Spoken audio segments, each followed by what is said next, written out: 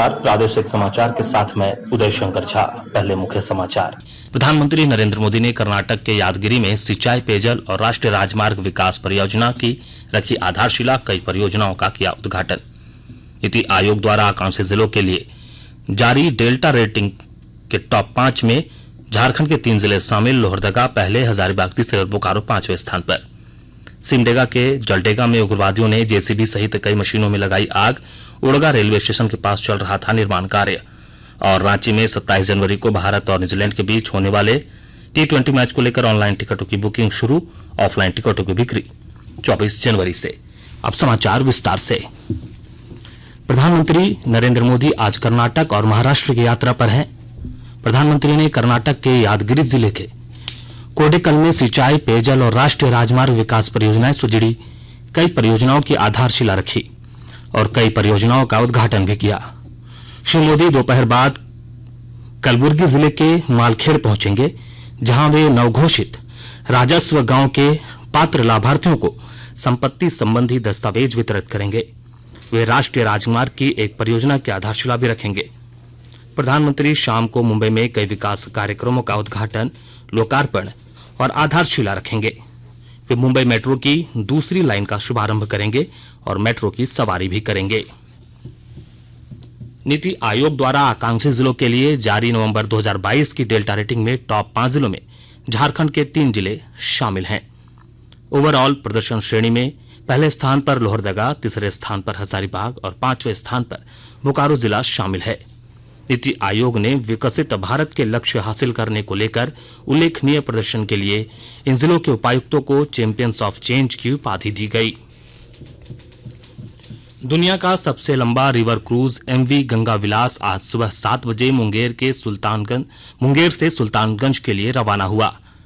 Cruise Bihar होकर बांग्लादेश के रास्ते डिब्रूगढ़ पहुंचेगा। स्विट्जरलैंड के 32 पर्यटक भी क्रूज पर यात्रा का लुत्फ उठा रहे हैं।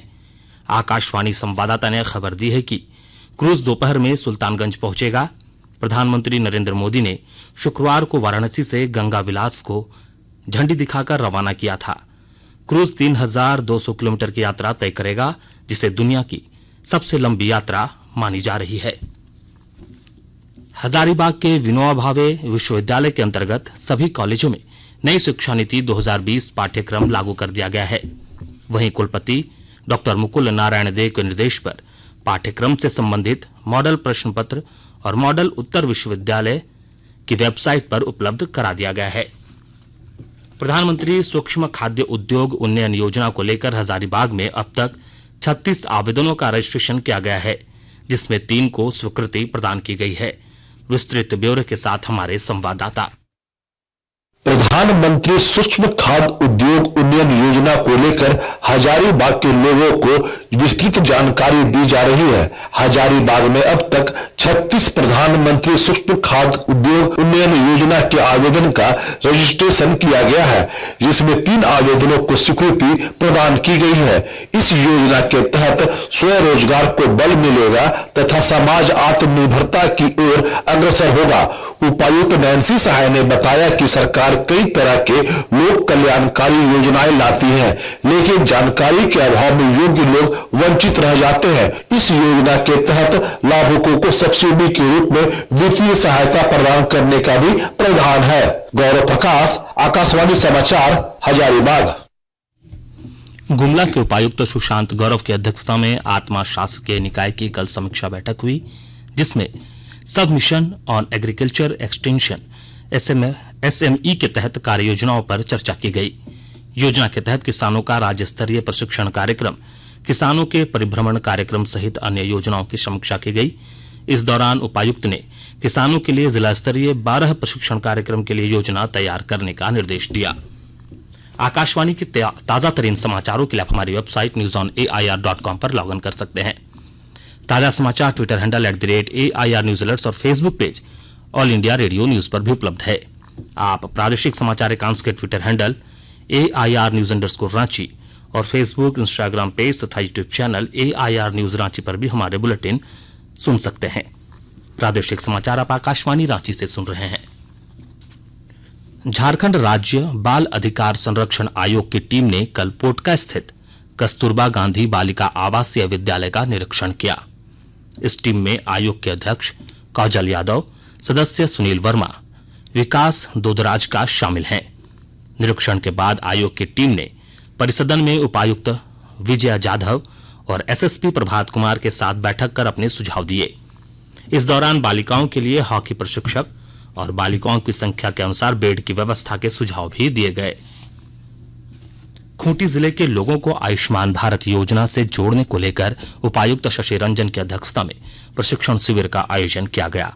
विस्तृत ब्यौरे के साथ हमारे संवाददाता। खूंटी जिला समन्वय सभागार में जिले के उपायुक्त शशि रंजन की अध्यक्षता में आयुष्मान कार्ड से संबंधित एक दिवसीय प्रशिक्षण का आयोजन किया गया। इस अवसर पर भारत सरकार की महत्वाकांक्षी योजना आयुष्मान भारत जन आरोग्य योजना के तहत आयुष्मान कार्ड बनाने के कार्य को मिशन मोड में संचालित करने का दिशा निर्देश उपायुक्त ने दिया। इसमें सभी प्रखंडों के पीडीएस डीलर, प्रज्ञा केंद्र के संचालक एवं एएनएम शामिल हुए। इस अवसर पर उपायुक्त ने गोल्डन कार्ड की महत्ता की चर्चा करते हुए कहा कि जिले के सभी योग्य लाभुकों को गोल्डन कार्ड से आच्छादित करना जिला प्रशासन का दायित्व है।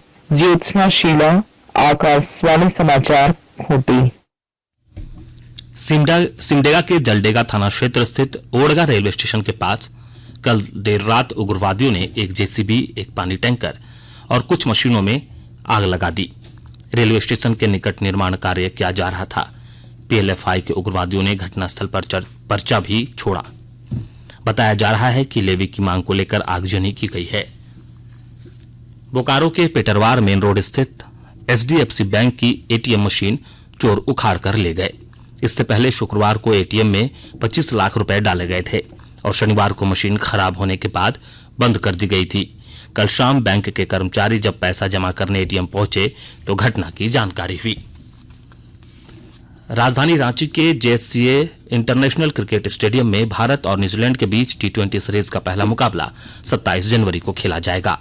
इसके लिए टिकटों की ऑनलाइन बुकिंग कल से पेटीएम ऐप, www.insider.in वेबसाइट और पेटीएम इंसाइडर ऐप के जरिए शुरू हो गई है। इसके लिए लगभग 6000 टिकट उपलब्ध कराए गए हैं। इस बार कई श्रेणी के टिकटों की होम डिलीवरी की जाएगी। यह सुविधा रांची शहर के लिए उपलब्ध रहेगी। ऑफलाइन टिकटों की बिक्री 24 जनवरी से 26 जनवरी तक जेएससीए इंटरनेशनल क्रिकेट स्टेडियम में होगी। सबसे सस्ता टिकट 1000 रुपए का और सबसे महंगा टिकट 10,000 रुपए का है। ओडिशा में चल रहे FIH पुरुष हॉकी विश्व कप मुकाबले में आज भारत का मुकाबला वेल्स से होगा। भारत के ग्रुप दौर का अंतिम मैच आज शाम कलिंगा स्टेडियम में खेला जाएगा। इस स्टेडियम में आज मलेशिया का मुकाबला न्यूजीलैंड से और नीदरलैंड का चिली से तथा स्पेन का इंग्लैंड से होगा। भारत ग्रुप डी में है और इस ग्रुप में उसके और इंग्लैंड के बराबर अंक हैं, लेकिन अधिक गोल की संख्या के कारण इंग्लैंड इस ग्रुप में शीर्ष पर है। और अब संक्षिप्त खबरें। मुख्यमंत्री हेमंत सोरेन की 31 जनवरी को जमशेदपुर के बिष्टुपुर में होने वाली खतियानी जोहार यात्रा को लेकर झामुमो जिला समिति की कल बैठक हुई, जिसमें यात्रा को सफल बनाने पर चर्चा की गई। सांस्कृतिक पर्व टूसू को लेकर मेला का आयोजन किया गया, जिसमें लोगों की भीड़ उमड़ रही है। जमशेदपुर की देवघर पंचायत में आयोजित इस मेले में बंगाल के कलाकारों ने सांस्कृतिक कार्यक्रम पेश किया। गोड्डा जिले के पत्थरगामा में आयोजित बेझातुंग मेला को लेकर 2 दिवसीय खेलकूद प्रतियोगिता का कल समापन हो गया। इस मौके पर विजेता प्रतिभागियों को पुरस्कृत किया गया।